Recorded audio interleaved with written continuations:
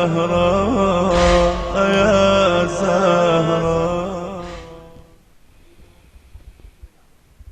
أعوذ بالله من الشيطان الرجيم. بسم الله الرحمن الرحيم. الحمد لله الذي قصرت عن رؤيته أبصار الناظرين وعجزت عن عتيه أوهام الواصفين. الصلاة والسلام والتحية والإكرام على النبي المؤيد والرسول المسدد المصطفى الأمجد المحمود الأحمد سيدنا ونبينا وشفيع ذنوبنا وطبيب نفوسنا وأبي القاسم محمد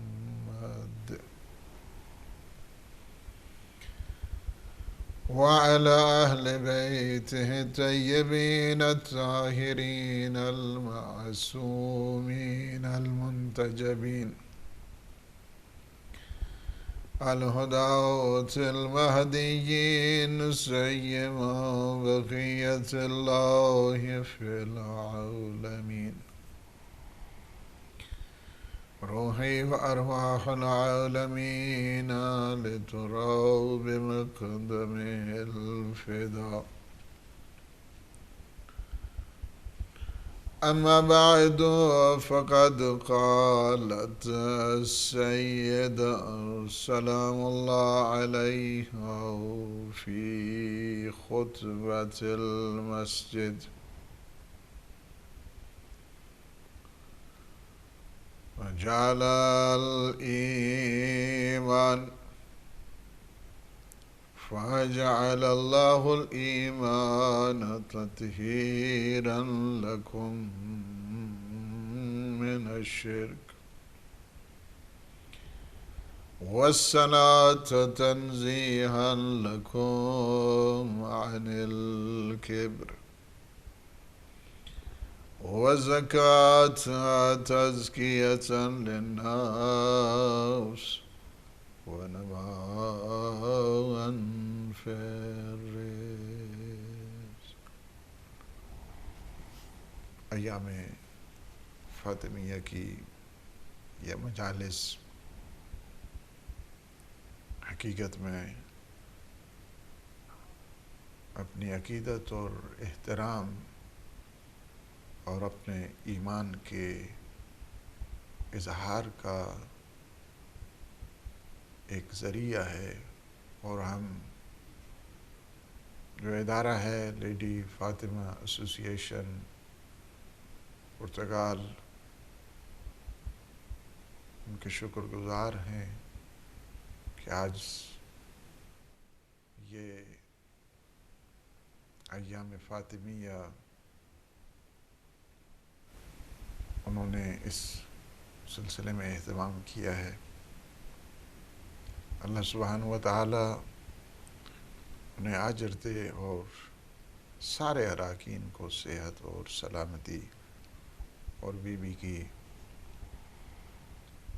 شفاعت نصیب فرمائے اور انہیں توفیقات خیر نصیب فرمائے۔ بی بی سلام اللہ علیہ کا یہ خطبے کا ایک حصہ جو آپ کی خدمت میں پیش کیا گیا کہ بی بی سلام اللہ علیہ حضرت فاطمہ الزہرا سید کونین پیغمبر اسلام صلی اللہ علیہ وآلہ وسلم کی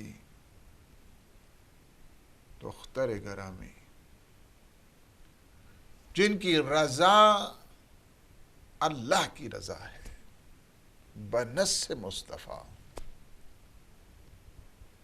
حضور معظم صلی اللہ علیہ وآلہ وسلم نے ارشاد فرمایا فاطمہ تو بضعۃ منی من ابغضها فقد ابغضنی، فاطمہ میرا حصہ ہے کہ جس نے فاطمہ زہرا کو غضبناک کیا اس نے مجھے غضبناک کیا ہے، اور جس نے مجھے غضبناک کیا اس نے اللہ کو غضبناک کیا، اور اللہ کو غضبناک کرنے والا کا ٹھکانہ جہنم ہوا کرتا ہے۔ ان اللہ یرضی لرضا الفاطمہ، میرا اللہ اس پر راضی ہے جس پر فاطمہ زہرا راضی ہیں، وَيَغْضِبُ لِغَضَبِهَا، اور اللہ اس پہ غضبناک ہوتا ہے جس پہ فاطمہ زہرا غضبناک ہوتی ہے۔ یہ سنی شیعہ سب میں یہ روایات موجود ہیں، یہ حدیث موجود ہے۔ سیدہ کی جو شان عظمت ہے، کون ہے؟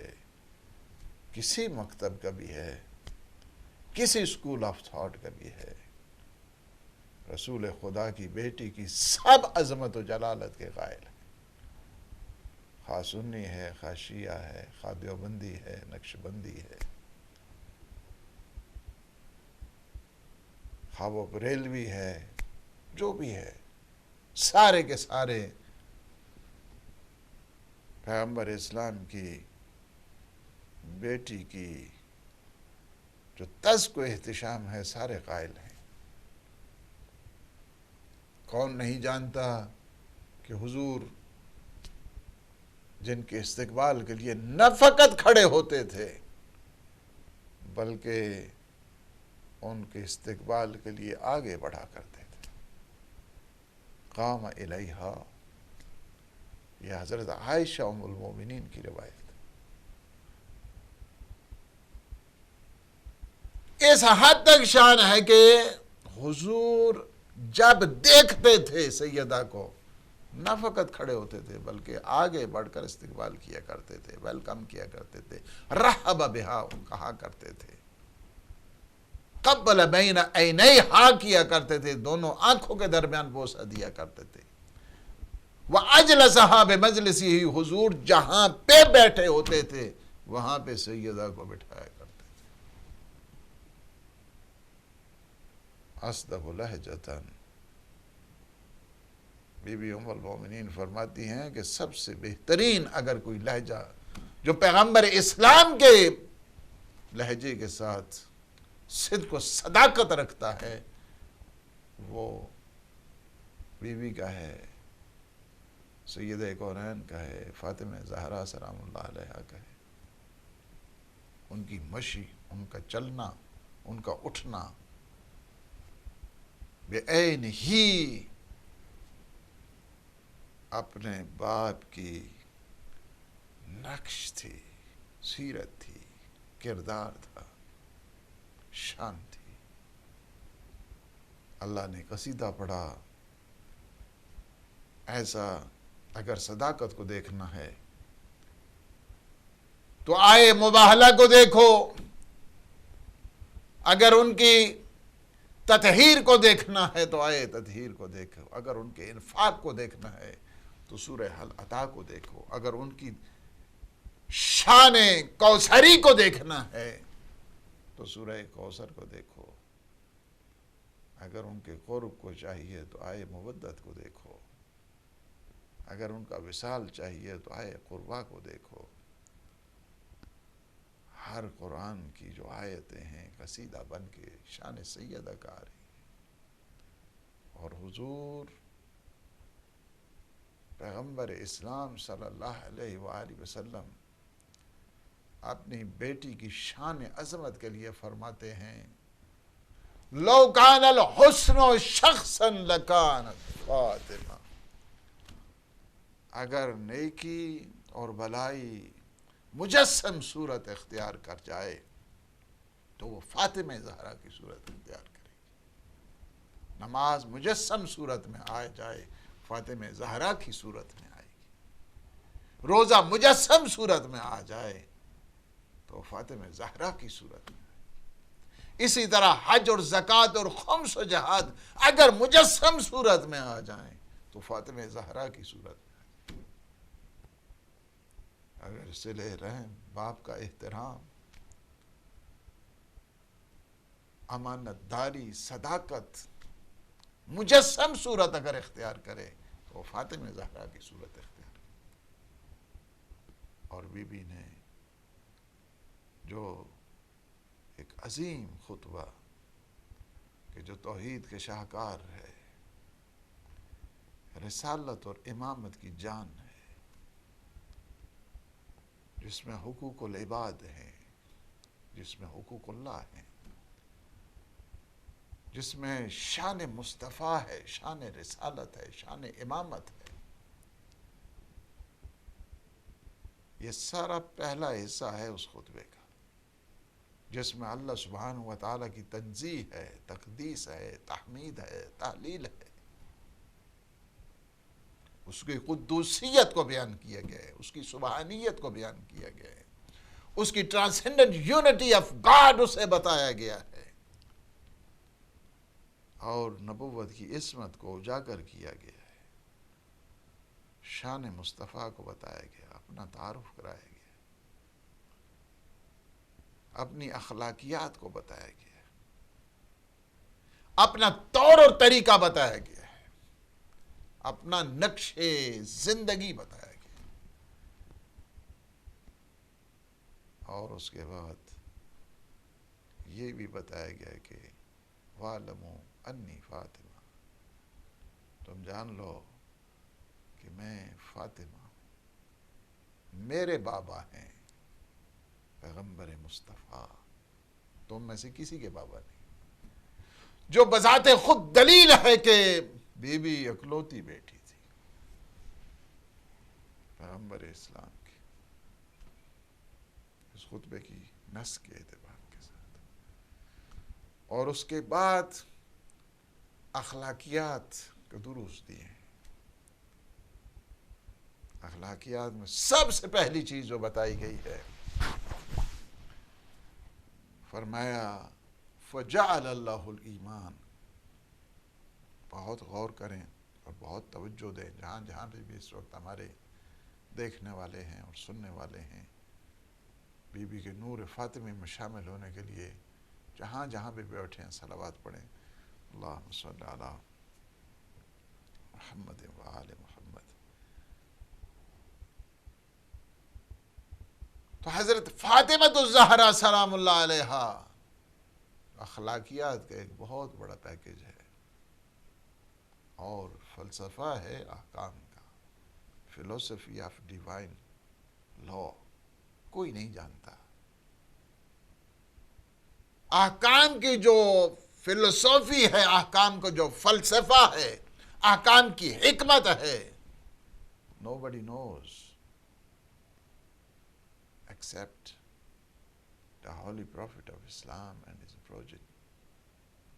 ان کے علاوہ کوئی نہیں جانتا ہے. اللہ سبحانہ و تعالی صاحب شریعت وہ جانتے ہیں کہ احکام کا فلسفہ کیا ہے، احکام کی جان کیا ہے، احکام کی حکمت کیا ہے، احکام کی ریزننگ کیا ہے. یہ معصوم ہی بتا سکتے ہیں، اور معصوم نے بتایا ہے. ایمان کا فلسفہ کیا ہے، تو نماز کا فلسفہ کیا ہے، تو زکوٰۃ کا فلسفہ کیا ہے، تو حج کا فلسفہ کیا ہے، اور روزے کا فلسفہ کیا ہے، والدین کی اطاعت کا فلسفہ کیا ہے، امامت کا فلسفہ کیا ہے، ناپ تول کو صحیح انداز کے ساتھ انجام دینا اس کا فلسفہ کیا ہے، امر بالمعروف کا کیا فلسفہ ہے، نہی عن المنکر کا کیا فلسفہ ہے. یہ تو معصوم ہی بتا سکتا ہے. اور بی بی نے یہاں پہ 20 واجب فلسفہ کے ساتھ بتائے ہیں اس خطبے میں. پورا اخلاقیات کا درس دینے کے بعد اپنے حق کا مطالبہ کیا ہے. سب سے پہلا جو فلسفہ حق ہے اور فلسفہ احکام ہے اور فلسفہ شریعت ہے، احکام الہی کا جو ریزن ہے اور فلسفہ ہے، وہ سب سے پہلے جو ہے نا بتایا. بی بی نے فرمایا کہ فَجَعَلَ اللَّهُ الْإِيمَانَ. اللہ نے ایمان کو واجب قرار دیا ہے. اللہ نے کیوں ایمان کو واجب قرار دیا؟ What is the reason? What is the philosophy?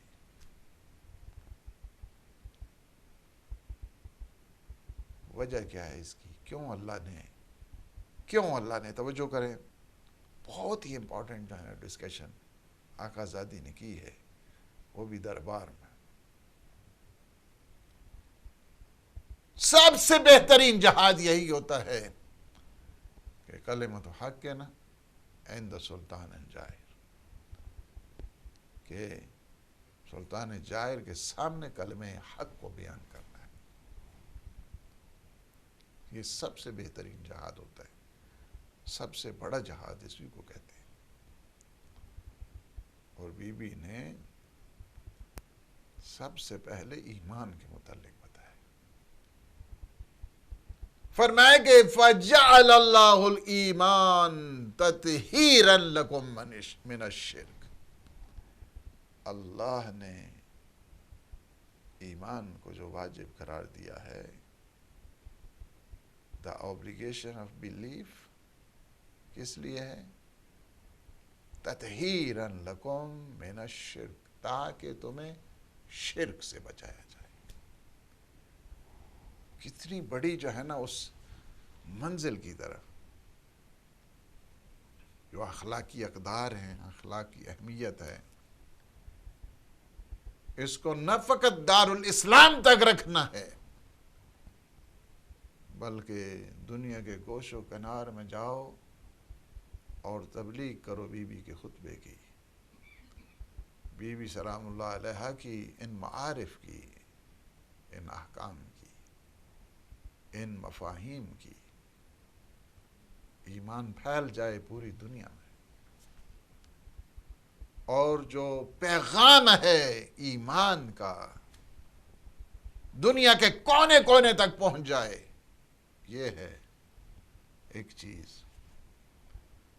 اخلاق کی پہلی منزل یہی ہے، سب سے پہلی اخلاق کی منزل یہی ہے کہ تمہیں شرک سے بچایا جائے. اسلام نے شرک کی حرمت کا حکم دیا ہے. شرک اسلام میں حرام ہے، شرک کی نفی کی گئی ہے. شرک خواہ خدا کی ذات کے بارے میں ہو، خدا کی صفات کے بارے میں ہو، خدا کی عبادت کے بارے میں ہو، خدا کے افعال کے سلسلے میں ہو، خدا کی شریعت کے سلسلے میں ہو، خدا کے احکام کے سلسلے میں ہو، اللہ سبحانہ و تعالی کے قانون کے سلسلے میں ہو، ہر لحاظ کے ساتھ شرک کو اسلام نے حرام قرار دیا ہے، حرمت کا حکم دیا ہے. اللہ کی توحید میں، اللہ کی ذات میں، اللہ کی صفات میں، اس کی عبادت میں، اس کے افعال میں اس کا کوئی شریک نہیں ہے. یہی سب سے بڑی دعوت انبیاء علیہ السلام کی رہی ہے. شرک کی نفی مکتب توحید کو بتانے کے لیے. مکتب توحید میں شرک کی کوئی گنجائش نہیں. اللہ سبحانہ و تعالیٰ کی وحدانیت میں کسی قسم کے جو ہے نا وہ شرک کی، یعنی دیکھیں فرمایا کہ فَجَعَلَ اللَّهُ الْإِيمَانَ تَطْهِيرًا لَكُم مِّنَ الشِّرْكِ. اللہ نے تم پر ایمان اس لیے واجب قرار دیا ہے تاکہ تمہیں شرک سے محفوظ رکھے. نہ تسلیس ہے، نہیں وہ ہے کہ کوئی آئے اور اللہ کی صفات میں کسی کو شامل کر جائے، یا صفات جو ہے نا وہ اللہ کی ذات اور صفات میں جو ہے نا دوئیت کا قائل ہو جائے. یہ بھی شرک ہے. یا جو ہے مثلا دن کا خدا اور مانے، رات کا خدا اور مانے، یہ بھی شرک ہے. یا مثلا کہے کہ زمین کا خدا اور ہے، آسمان کا خدا اور ہے، یہ بھی شرک ہے. یا جو ہے نا حضرت عزیز انہیں جو ہے نا وہ خدا کا بیٹا مانے، یہ بھی شرک ہے. خواہ وہ ضروری نہیں ہے کہ وہ 360 خداؤں کو ماننے والا ہو، یا مثلا جو ہے نا بعض ملکوں میں چلے جاؤ تو پتنی ہر ایک چیز کو جو ہے نا خدا مانتے ہیں. یہ بھی شرک ہے. پتھر کو خدا، لکڑی کو خدا، چوہوں کو خدا، بلی کو خدا، سانپ کو خدا، گائے کو خدا. یعنی اسلام نے ان سارے جتنے شرک ہیں اس کی حرمت کا حکم دیا. اسلام کیا ہے؟ وحدانیت پروردگار کا دین ہے. لا الہ الا اللہ. یہ آپ نے کہاں سے سیکھا ہے؟ یہ بی بی کے خطبے سے سیکھا ہے. کیا کیا معارف ہیں اس خطبے میں کہ اگر سال ہر سال بھی بحث کی جائے تو یہ معارف کبھی ختم ہونے والے نہیں. اس طرح جو ہے وہ پاکیزہ اور اس طرح تطہیر سے سرشار جو بی بی کا خطبہ ہے. ایمان کیا کرتا ہے؟ انسان کی تطہیر باطنی کیا کرتا ہے. ٹرینٹی، تثلیث، دوئیت، ثنویت، جوائلٹی. اللہ کو دوئیت کا دھبے سے کبھی جو ہے وہ تصور نہیں کیا جا سکتا ہے. اللہ سبحانہ و تعالی اس کی ذات، اس کی صفات، اس کے افعال، اس کی عبادت، اس کی تقنین، اس کی تشریح. He has no any partner, no any colleague. اس کا نہ کوئی پارٹنر ہے، اس کا نہ کوئی کولیگ ہے، نہ اس کا کوئی ہمسر ہے، بلکہ کیا ہے؟ بسم اللہ الرحمن الرحیم. قل هو اللہ احد. وہ احد ہے. وہ تو ہند سے تو بعد میں شروع ہوتے ہیں. وہ تو احد ہے. وہ صمد ہے. اللہ الصمد. اللہ الصمد کا مطلب یعنی یہ ہے کہ ہر چیز کائنات کی اس کے صدقے میں باقی اور برقرار ہے. وہ صمدیت کی منزل پر ہے. اسی نے ہر چیز کو باقی رکھا ہوا ہے، اسی نے ہر چیز کو برقرار رکھا ہوا ہے. سب کچھ اسی کے صدقے میں ہے. لم یلد ولم یولد. نہ اس کا کوئی بیٹا ہے، نہ وہ کسی کا بیٹا ہے. وَلَمْ يَكُنْ لَهُ كُفُوًا أَحَدٌ. اس کا کوئی ہمسر نہیں، اس کی کوئی برابر نہیں، اس کی کوئی مثال نہیں، اس کا کوئی کفو نہیں، اس کا کوئی شبیہ نہیں ہے، اس کی کوئی تمثیل نہیں ہے. لَيْسَ كَمِثْلِهِ شَيْءٌ. وہ ہمارا پروردگار ایسا ہے. ایک چیز یاد رکھو، اپنے رب کی جو کنہ ذات ہے اس کو کوئی نہیں جانتا، اور نہ ہی اس بارے میں زیادہ سوچنا. اگر تم کنہ ذات کے متعلق سوچو گے سوائے حیرانگی اور پریشانی کے اور پشیمانی کے کچھ نہیں تمہیں ملنے والا ہے. لا یعلم کیف ہوا ولا حیث ہوا. دعائے مشلول کی ابتدائی. کوئی نہیں جانتا کیا ہے وہ. ما ہو این ہو. وہ کیسا ہے، وہ کہاں پہ ہے، وہ کس جگہ پہ ہے، وہ کس حیثیت میں ہے، کوئی نہیں جانتا. الا ہو، مگر جانتا ہے وہ، وہی جانتا ہے. لہذا فرمایا گیا کہ اللہ کی جو کنہ ذات ہے اس حقیقت کی طرف مت جاؤ، اس وجہ سے کہ تم جو ہے نا کچھ بھی نہیں سمجھ سکتے ہو اور تمہیں کچھ پتہ ہی نہیں چلے گا. سوائے پشیمانی اور پریشانی کے تمہیں کچھ نہیں ملنے والا ہے. ایک چیز میں جو اپنے جوانوں سے کہوں گا، فقط یہ تم دیکھو کہ میرا رب ایسا ہے کہ جس جیسا کوئی نہیں. بس یہ تمہارا عقیدہ ہونا چاہیے. وہ ہے، اس جیسا کوئی نہیں ہے، اس جیسا کوئی نہیں. جب بھی کبھی سوچنا ہے، think about his blessings, his bounties. اس کی نعمتوں کو دیکھو، اس کی رحمتوں کو دیکھو.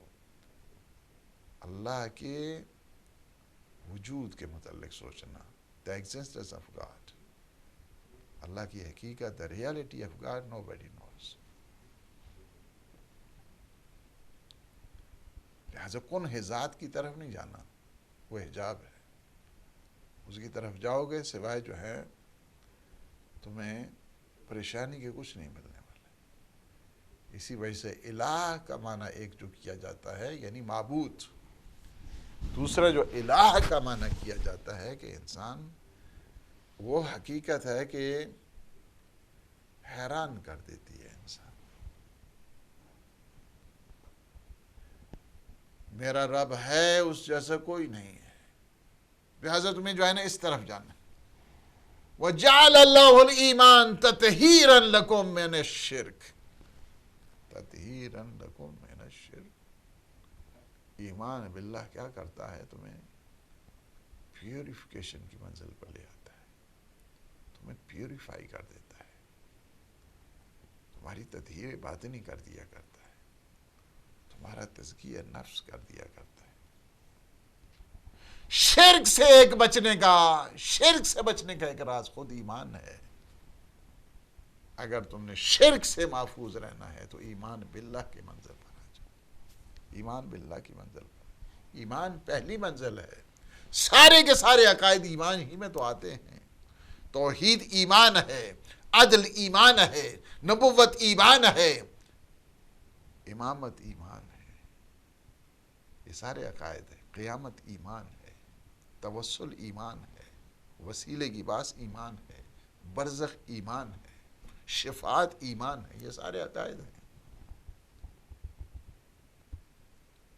ولایت ایمان ہے, سارے یہ ایمان ہے. ایمان کی منزل ہے. اب آپ نے اسی ایمان باللہ کی طرف جو ہے نا سارے انبیاء نے, سارے معصومین نے اسی کی طرف بلایا. ایمان ہمیشہ پروگریشن کی طرف جاؤ, ترقی کی طرف جاؤ. تمہاری پوزیشن اسٹیشنری نہیں ہونی چاہیے کہ ایک جگہ رکو رہے. پہلے ایمان کے درجے پہ ہو, دوسرے پہ آ جاؤ, دوسرے پہ ہے تیسرے پہ آ جاؤ, 8ویں پہ ہو 9ویں پہ آ جاؤ, 9ویں پہ ہو 10ویں پر آ جاؤ. 10ویں پہ آؤ گے تو تمہیں کامل الایمان کہا جائے گا. حضور فرمائیں گے یہ کامل الایمان ہے. یا رسول اللہ, یہ تو سٹیپ بائی سٹیپ اوپر آیا ہے. اس نے تو کیا کیا ہے, علم حاصل کیا ہے, معرفت حاصل کی ہے, کمزوری سے چلا ہے اور طاقت کی طرف پہنچا ہے, جہالت سے چلا ہے, علم کی طرف آیا اور 10ویں درجے پر پہنچ گیا تو یہ کامل الایمان ہے.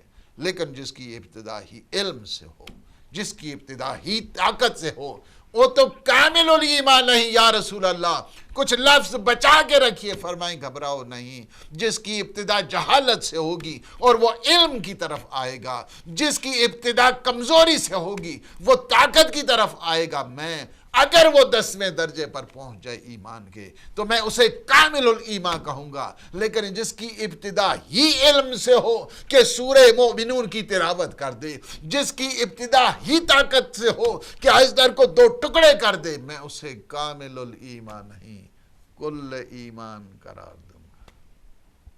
کامل الایمان کا بھی معیار کیا ہے, کل ایمان. پھر بھی آگے بڑھتے جاؤ, آگے بڑھتے جاؤ, آگے بڑھو گے. اور حضور نے بھی ایمان کی, جب جنگ خندق میں جا رہے تھے تو حضور نے تعارف کرایا, برز الایمان کلہ علی الکفر کلہ. آج کل کا کل ایمان کل کفر کے مقابلے میں جا رہا. ایمان ہے وہاں پہ. برز الاسلام کلو نہیں کہا, برز الایمان کلو. یہاں پہ بھی بی بی نے جو فرمایا ہے, وَجَعَلَ اللَّهُ الْإِيمَانَ تَطْهِيرًا لَكُم مِّنَ الشِّرْكِ. یہاں پہ بھی یہ نہیں کہا ہے کہ جعل اللہ الاسلام تطہیرا لکم من الشرک. اس وجہ سے کہ اسلام کیا ہے, سمپل اگر کوئی لا الہ الا اللہ کہہ دیتا ہے تو دائرہ اسلام میں آ جاتا ہے. لیکن دائرہ ایمان کے لیے ایمان بعد کی منزل ہے. آپ کو شرک سے جو بچائے گا وہ ایمان بچائے گا. فقط جو ہے کہ انسان نعرے اسلام لگا دے، شرک سے محفوظ نہیں رہے گا. اسلام پہلی منزل کا نام، ایمان دوسری منزل کا نام. قرآن نے بھی بڑا خوبصورت انداز کے ساتھ فرمایا قالت الاعراب آمنا جی قالت الاعراب، یہ جو اعرابی ہیں، یہ بدو ہیں، یہ کہتے ہیں آمنا، ہم ایمان لے کے آئے. تو حضور کو فرمایا قل لم تؤمنوا، ابھی تم ایمان کہاں سے لائے ہو، ابھی تم میں ایمان نہیں آیا ہے. ولیکن قولوا اسلمنا، بلکہ تم یہ نہیں کہو کہ ہم ایمان لے کے آئے، تم یہ کہو ہم اسلام لے کے آئے. ولما يدخل الایمان فی قلوبکم، ابھی تک تو ایمان تمہارے دلوں میں اترا ہی نہیں ہے. اسلام پہلی منزل ہے. بی بی نے لیول بلند کیا ہے مومنین کا کہ جس پیغام کو تم نے عالمگیر کرنا ہے، تم نے یونیورسل کرنا ہے جس پیغام کو، اس کا ایک حصہ یہ ہے کہ انہیں ایمان کی منزل پر لے آؤ. تم اسلام کے نمائندے ہو یہاں یورپ میں رہ کر، ویسٹرن کنٹریز میں، لہذا تم ایمان کی منزل پر آ جاؤ. سمپل مسلم نہیں، بلکہ دل و جان سے اسلام کے حقائق کو دنیا کے سامنے پیش کر دو. مومن بن جاؤ. مومن بنو گے تو شرک سے محفوظ رہو گے. اسی وجہ سے بعض یہ سمجھتے ہیں کہ ہاں جی بس یہ عمل ہونا چاہیے، ایمان پہ ان کی کوئی توجہ نہیں ہوتی. عمل ہی کو ہر چیز جو ہے نا وہ سمجھتے ہیں. ہاں جی اچھا عمل کر دیا ہے تو یہ کافی ہے. بہت سارے ہیں، بہت اچھے اچھے ویسٹرن کنٹریز میں آپ رہ رہے ہیں، they are doing very good. بعض بہت اچھے اچھے کام کرتے ہیں، فیل کرتے ہیں، خیرات کرتے ہیں، نیکی کے کاموں میں جو ہے نا وہ کاموں میں بڑھ چڑھ کے جاتے ہیں. کہتے ہیں کہ ایمان کیا ہے؟ یہ وہی چیز ہے کہ جس کو بعض نے، یہ جو 19ویں 20ویں صدی کے بعد جو اسکالرز تھے، ولیم جیمز کی، جن کا وہی نظریہ ہے، یہ بعض کہ ہاں جی عمل چاہیے، ایمان کی اتنی امپورٹنس نہیں ہے. جو پریگمٹزم کہ عمل ہونا چاہیے، ایمان کی اتنی اہمیت نہیں، ایمان کی کوئی ضرورت نہیں، بس عمل ہی ہے. پریگمٹزم ان کا نظریہ یہی ہے. اس میں مثلا ولیم جیمز ہے جو American فلسفر، was a great philosopher, was a great historian، بہت جو ہے نا وہ ایک ماہر قسم کا جو ہے نا وہ ماہر نفسیات تھا. was a great psychologist، psychiatrist تھا وہ. بہت یہ جتنی جو یونیورسٹی ہے ابتداب ہیں، انہوں نے کلاسز وغیرہ جو سائیکولوجی کی جو کلاسز ہیں انہوں نے شروع کرے ولیم جیمز نے. بڑے بڑے بہت زیادہ خدمات اس علم نفسیات کے سلسلے میں. ان کا بھی نظریہ یہ تھا کہ اگر جتنے یہ نفسیاتی بیمار ہیں جی، جسے جو ہے نا سائیکی جن کے پرابلمز ہیں، اگر وہ عبادت کی منزل پر آ جائیں، یعنی وہی عمل آ جائے عبادت کی، اس یعنی ایمان والی منزل نہیں، عبادت، انہیں کوئی بھی عبادت مثلا سکھوں والی ہے یا ہندوؤں والی ہے یا مسلمانوں والی ہے، مسلمانوں میں بھی مختلف جو کیٹیگریز بندی ہیں ان کی ہے، کوئی بھی ہے، تو ان کے جو سائیکی پرابلمز ہیں وہ دور ہو جائیں گے. ان کو نزدیک یہ جو پراگمیٹزم والے ہیں وہ ان کا نظریہ یہ ہے کہ جھوٹ کے ذریعے بھی اگر کوئی ہوتی ہے اچھا کام ہو جاتا ہے تو ٹھیک ہے کرتے جاؤ، جھوٹ ہی کی بنیاد پر، خیالوں کی بنیاد پر، موہوم کی بنیاد پر، امیجینیشن کی بنیاد پر، وہمیات کی بنیاد پر، موہومی انداز کے ساتھ، تخیل خیالی پلاؤ پکا کر بھی تم اگر ایک اچھے نتیجے پر جو ہے نا وہ پہنچ سکتے ہو، جی عملی لحاظ کے ساتھ یہ مفید ہے تو ٹھیک ہے، بناؤ خیالی پلاؤ اور اس کے بعد چلے جاؤ، ٹھیک ہے۔ عمل کی بس عمل ہی ہے، ایمان کی جو ہے نا وہ کوئی اہمیت نہیں۔ یہ جو ہے نا یہ ایک قسم کا تقریباً جو ہے نا وہ اس کو کہا جائے کہ یہ جو کہتے ہیں کہ پریکٹیکل اپروچ، پریکٹیکل یہ جو یونیورسٹی پریکٹیکل اپروچ جو ہے نا ہونی چاہیے، جی ہر چیز کی حقیقت جو ہے بس عمل ہے، بس عمل ہے، ایمان کی جو ہے نا وہ کوئی ضرورت نہیں۔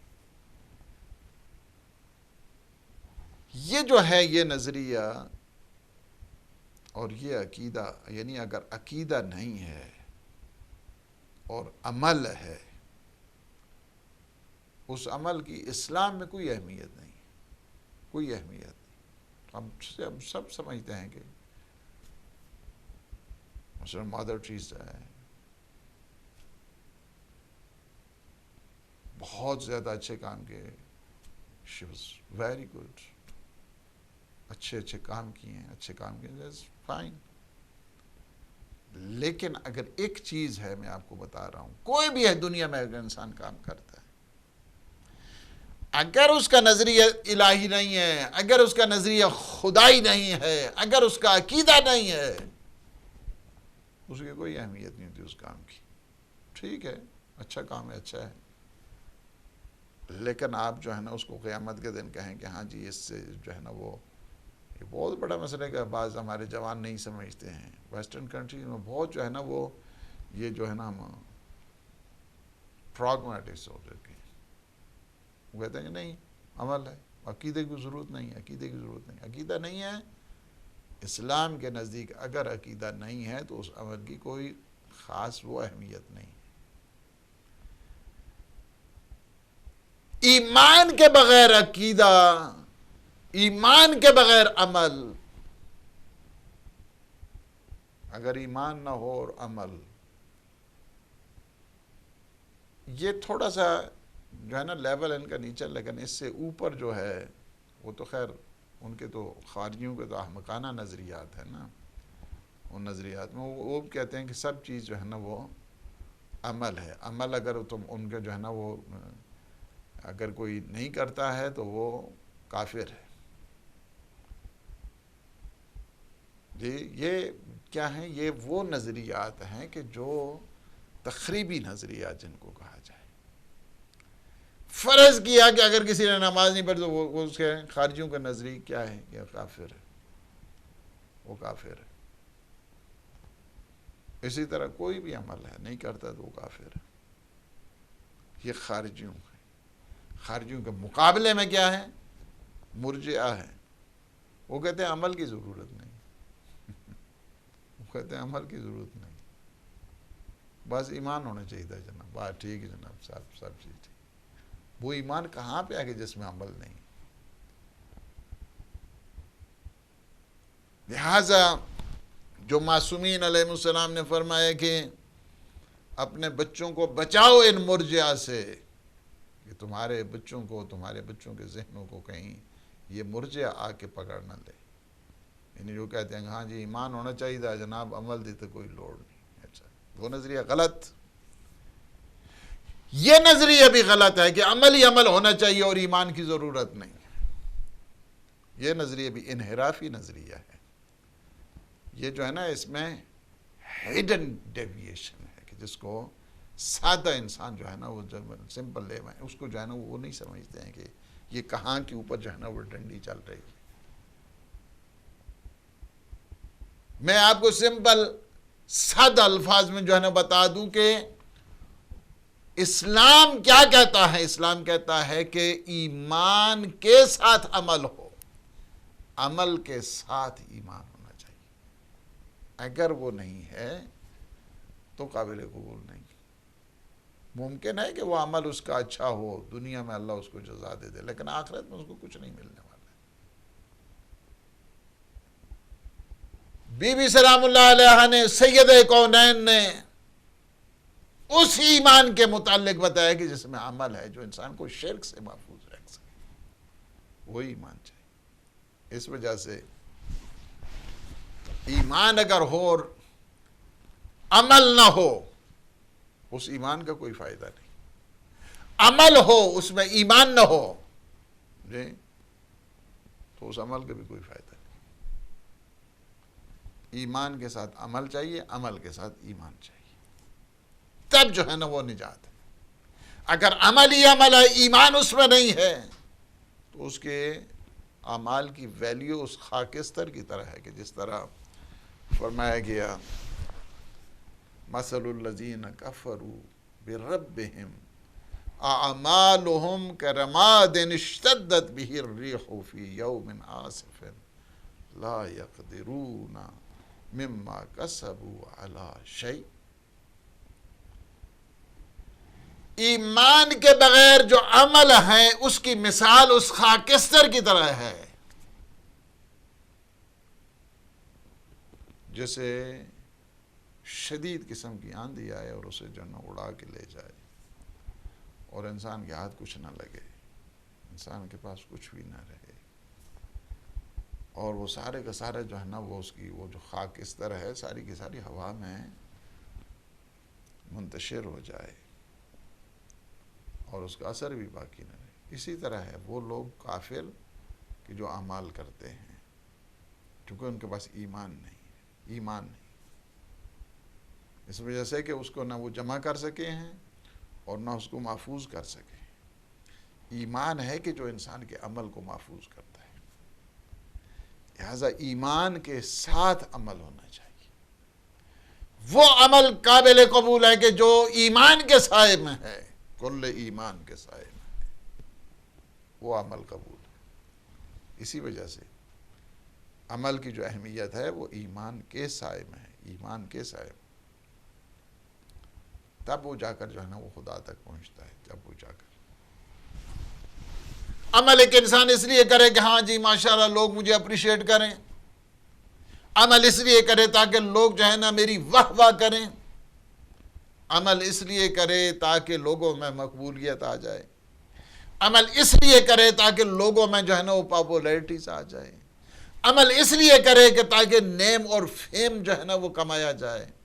اس عمل کو کوئی فائدہ نہیں ہے. اسلام وہ شرک خفی ہے، یہ شرک ہے ایک قسم کا. That is the hidden polytheism. یہ ہڈن پولیتھیزم، یہ خفی ہے. یہ جو ہے یہ بھی شرک کی جو ہے نا ایک قسم. اسے خدا پہ یقین نہیں ابھی تک. خدا پہ اگر اسے یقین ہوتا تو یہ دوسروں کے لیے کام نہ کرتا. اسی وجہ سے 3 دن تک وَيُطْعِمُونَ الطَّعَامَ عَلَى حُبِّهِ مِسْكِينًا وَيَتِيمًا وَأَسِيرًا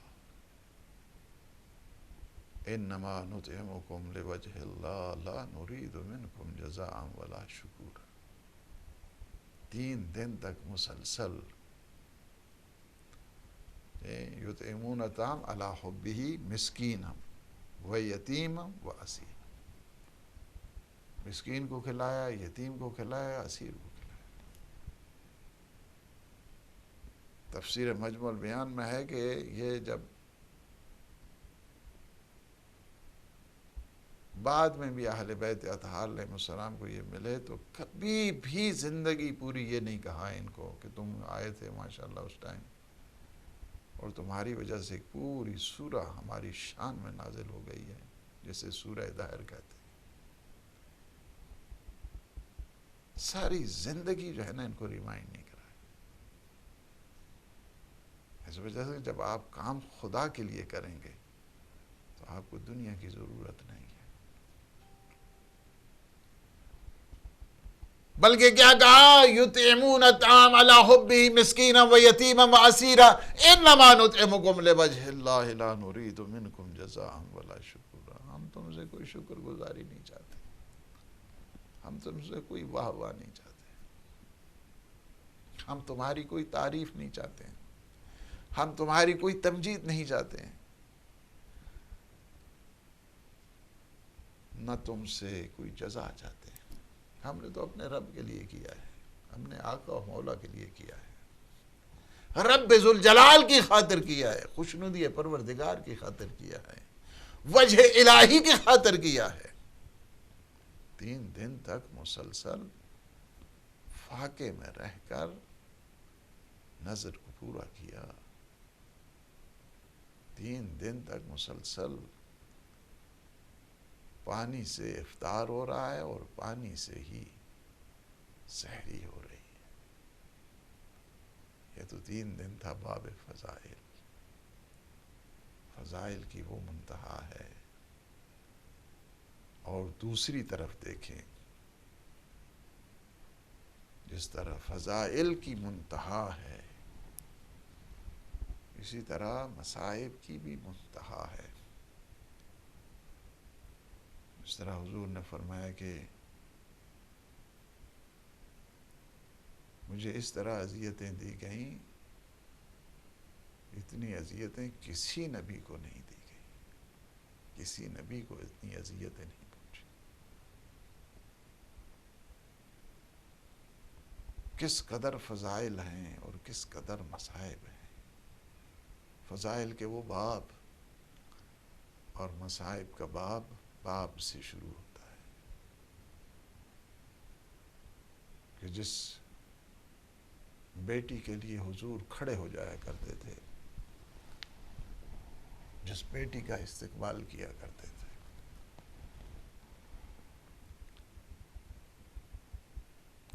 جس بیٹی کو اپنا جز کہا کرتے تھے، جس بیٹی کو اپنے پارے تن کہتے تھے،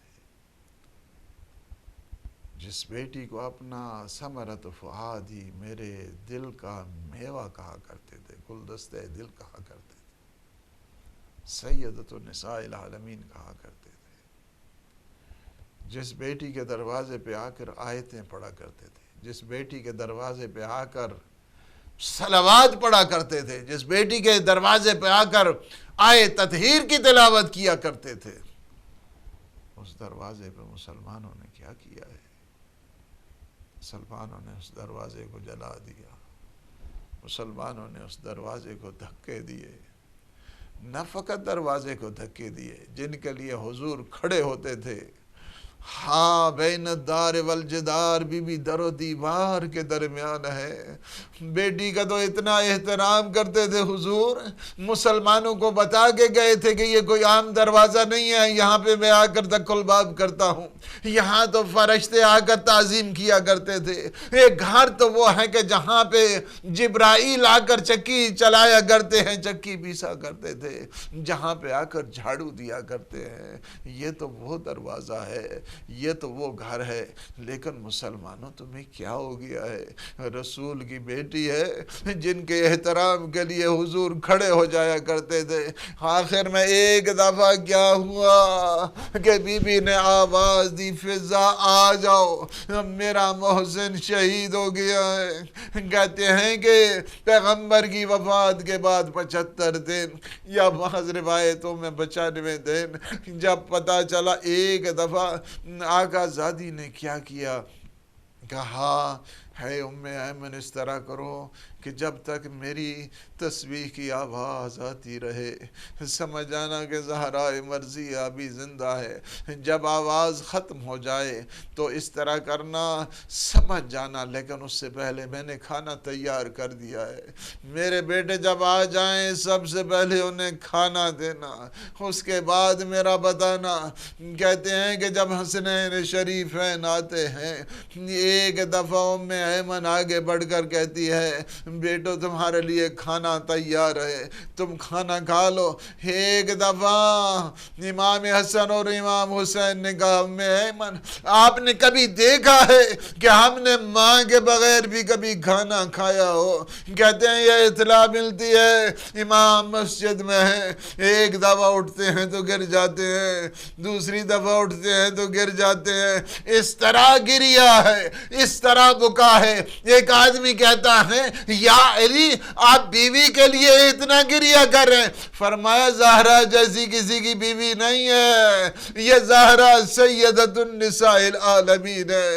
کہتے ہیں جب گھر آئے اس کے بعد وصیتوں کا جب سلسلہ شروع ہوا، کفنی باللیل غسلنی باللیل، ہائے جب کہتے ہیں تجہیز و تکفین ہو رہی تھی، غسل دیا جا رہا تھا، ایک دفعہ کہتے ہیں غسل کے دوران امام کی چیخ بلند ہوتی ہے، ایک دفعہ امام نے رخ انور کیا پیغمبر کے روزے کی طرف اور یہ جملے کہے یا رسول اللہ یہ میں آپ کی امانت آپ کو واپس کر رہا ہوں لیکن پہلو شکستہ ہے۔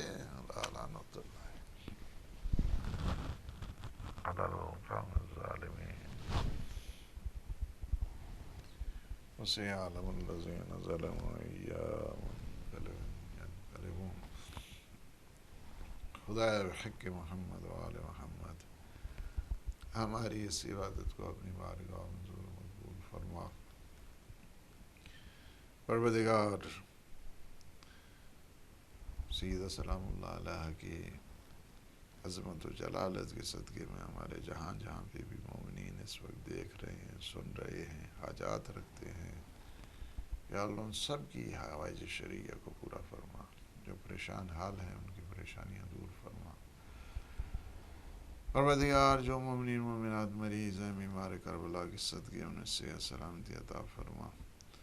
پروردگار جو مومنین مومنات اپنے بچوں کے سلسلے میں پریشان ہیں ان کی پریشانیاں دور فرما، انہیں اچھی اچھی نسبتیں عنایت فرما۔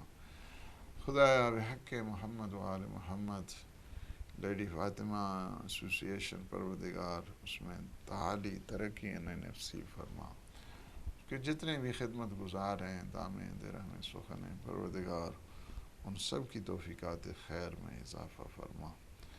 خدایا بحق محمد و آل محمد عالم اسلام کو سر بلند فرما، عالم طاغوت کو نابود فرما، امام زمان قطب عالم امکان کی ظہور پر نور میں تعجیل فرما۔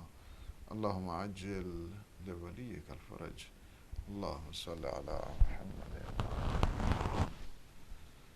يا زاد